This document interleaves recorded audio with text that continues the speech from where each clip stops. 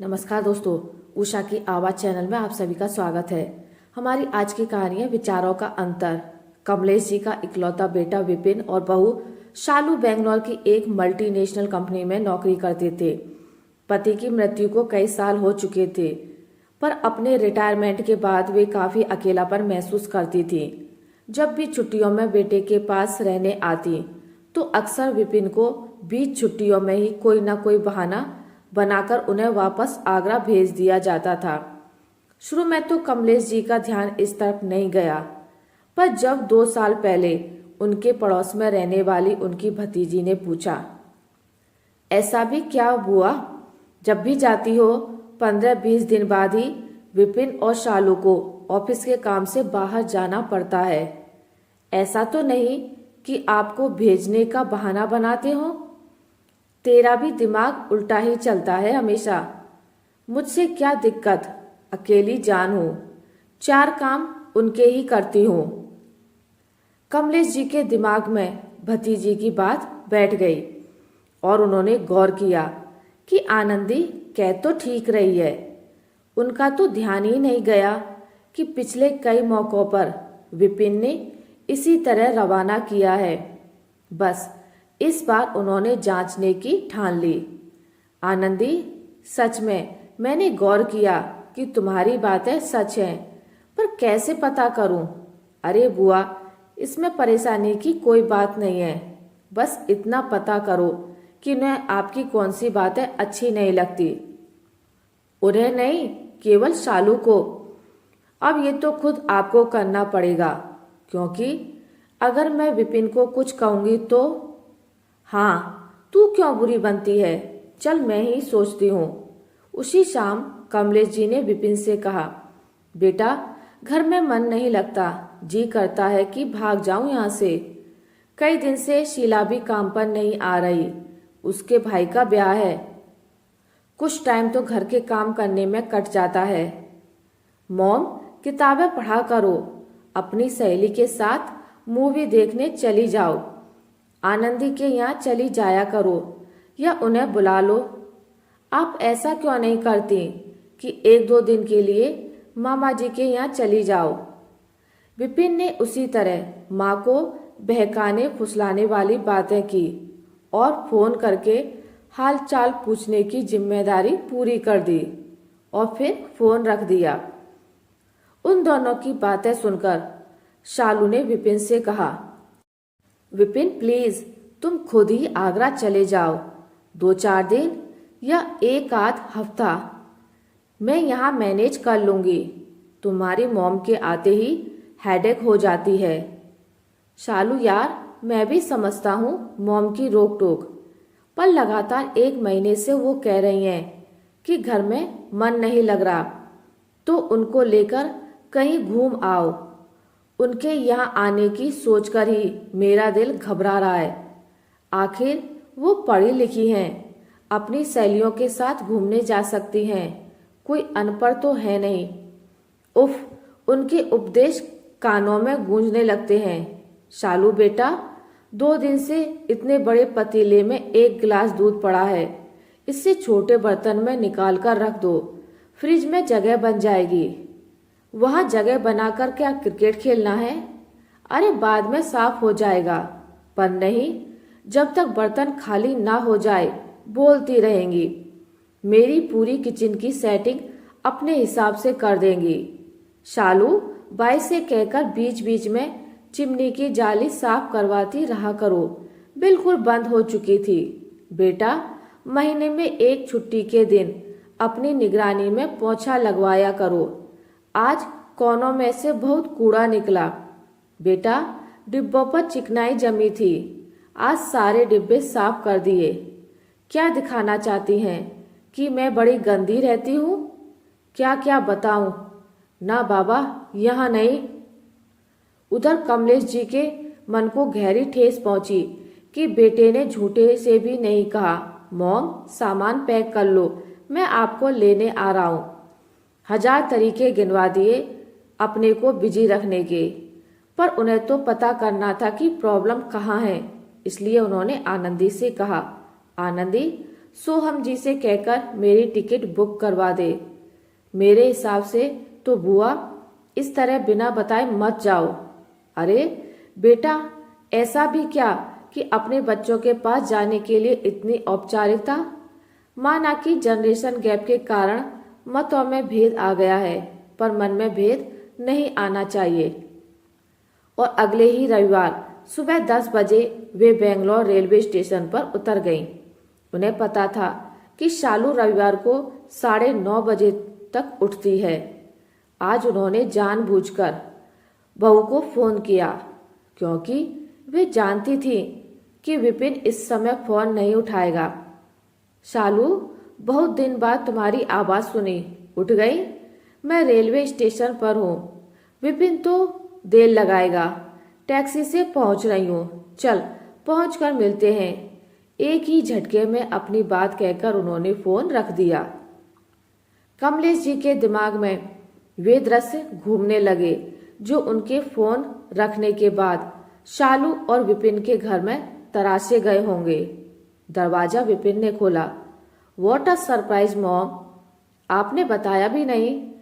कमलेश जी का मन किया कि कह दें, तुम्हें फिर से ऑफिस के काम से बाहर जाना पड़ सकता था, पर उन्होंने अपने विचारों और वाणी पर नियंत्रण करते हुए खुद को कंट्रोल किया और मन ही मन अपने आप से कहा, कमलेश, तुम इसी मतभेद को समझने और सुलझाने आई हो। हमारे जमाने में दूसरी तरह से सोचते थे और आजकल के बच्चे अपने तरीके से सोचते हैं। सिर्फ विचारों का अंतर है। चाय के बाद कमलेश जी बोली, शालू चलो, आज तुम दोनों की छुट्टी है, लंच के लिए बाहर चलते हैं। तुम क्या कहती हो? वाह मॉम, लेट्स मूव, बट आप थकी होंगी। वैसे हमारा तो बाहर जाने का प्रोग्राम ही था। अरे थकान कैसी, तुम दोनों को देखकर तो मुझ में दुगना जोश आ गया है। कमलेश जी ने पूरा दिन नोटिस किया कि शालू और विपिन बिल्कुल सही हैं। उनके चेहरे पर किसी तरह की कोई परेशानी भी नहीं दिखी। कुल मिलाकर पहला दिन बहुत मजेदार गुजरा। अगले दिन विपिन और शालू ऑफिस जाने की तैयारी करने लगे तो कमलेश जी ने बहू से कहा, बेटा तुम दोनों आराम से ऑफिस जाने की तैयारी करो। लंच मैं क्या बना कर दूं? तुम्हारे पास तो इतना टाइम ही नहीं होता। नो मैटर मॉम, ऐसा नहीं है कि हम दोनों अपनी पसंद का खाना नहीं खाते। और आप क्यों बनाएंगी? अभी आंटी आने वाली हैं, वो सब जानती हैं, बना देंगी। आप आराम कीजिए। कमलेश जी ने महसूस किया कि अचानक शालू का स्वर बदला, पर उसने बड़ी चतुराई से बात संभाल ली। उस दिन कमलेश जी ने भी पूरा दिन आराम ही करने की सोची, क्योंकि शालू की तीखी आवाज ने उनका ध्यान अपने आने की असली मकसद की ओर मोड़ दिया था। दोनों के ऑफिस जाने के बाद मेड अपना काम करके चली गई। उनका नाश्ता खाना टेबल पर रखा था। थोड़ी देर बालकनी में खड़ी हो गई, पर कितनी देर वहां रहती। सोचा अच्छी सी कॉफी बनाकर आनंदी से बात करती हूँ।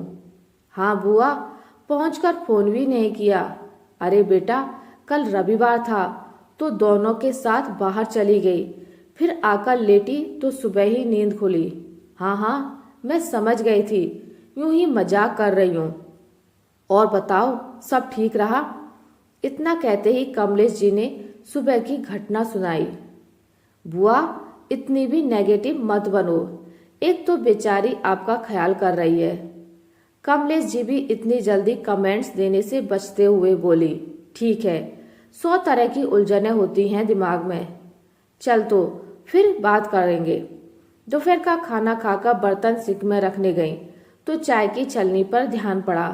हाय राम, चारों तरफ ये कैसी पत्ती जमकर काली पड़ी है। ये बाइयां भी ना ध्यान ना दो तो चलता काम करती है। पर शालू को कम से कम देखना तो चाहिए, कौन सा खुद करना पड़ता है। पर नहीं, इतना कहकर उन्होंने ब्रश लेकर चाय छलनी को चमका दिया और अलमारी खोलने की सोची ही थी कि विपिन का फोन आ गया। मॉम, क्या कर रही हो? खाना खा लिया? हाँ बेटा, जरा बर्तन रखने आई थी तो छलनी पर नजर पड़ गई, काली हुई पड़ी थी। मॉम, आप छोड़ो ना, शालू की किचन है, अपने आप देखेगी। चलिए शाम को मिलता हूँ। कमलेश जी ने सोचा कि बेटा लाड़ में रसोई का काम ना करने के लिए कह रहा है। बस उन्होंने भी अधिक प्यार के चक्कर में सिंक के नीचे का हिस्सा यह सोचकर खोल दिया कि एक दिन की छुट्टी होती है, थक भी जाती होगी, अगर कुछ फेंकने वाला हुआ तो निकाल दूंगी। जितने भी खाली डिब्बे पड़े थे सब उठाकर कचरे में डाल दिए और पूरा काम समेटकर शाम होने का इंतजार करने लगे। 5 बजे बच्चे आए तो चाय बनाने के लिए किचन की तरफ मुड़ी। मॉम, आप बैठिए, शाम की चाय वैसे तो विपिन बनाते हैं, पर आज मैं बना लाऊंगी। शालू ने जिस रूखेपन से बात कही, कमलेश जी के उठते कदम रुक गए। वे चुपचाप आकर सोचने लगे कि शालू को कौन सी बात से प्रॉब्लम हुई होगी। तभी रसोई से शालू की तीखी और धीमी आवाज सुनाई पड़ी। विपिन, देख लो, आज तो पहला ही दिन है। अरे भाई, मेरी किचन है, मैं खुद मैनेज नहीं कर सकती क्या? यह पूरी दुनिया में इन्हें ही सफाई आती है। ये छलनी आंटी ने 2 दिन पहले ही साफ की थी, पर नहीं, इन्हें तो किसी का काम पसंद ही नहीं आता है। अब कमलेश जी समझ गई कि बहू को क्या समस्या है। विपिन उनके सामने चाय का कप रख के चला गया। उसका उतरा चेहरा उसके मन की बात को बयां कर रहा था, पर कमलेश जी ने ऐसा जताया मानो उन्होंने शालू की आवाज सुनी ही नहीं। अब उनके सामने पूरी बात साफ हो चुकी थी। अब उन्होंने प्रण कर लिया कि वे बहू की गृहस्थी में किसी तरह की रोक टोक नहीं करेंगी। वो कैसे रहना चाहती है, कैसे खर्च करना चाहती है, अपने घर को कैसे चलाना चाहती है, उसके बाद उन्होंने किसी भी प्रकार की हिदायत देनी बंद कर दी। इस बार कमलेश जी पूरे 2 महीने बहू बेटे के पास रहीं और दोनों को ऑफिस के काम से बाहर जाने की जरूरत भी नहीं पड़ी।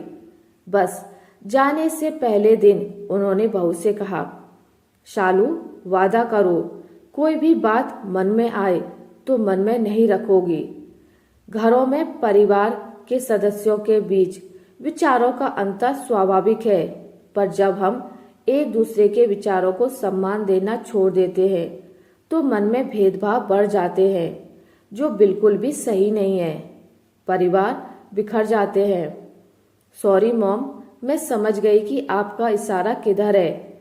आपने एकदम से किनारा करके मुझे बहुत कुछ सिखा दिया है।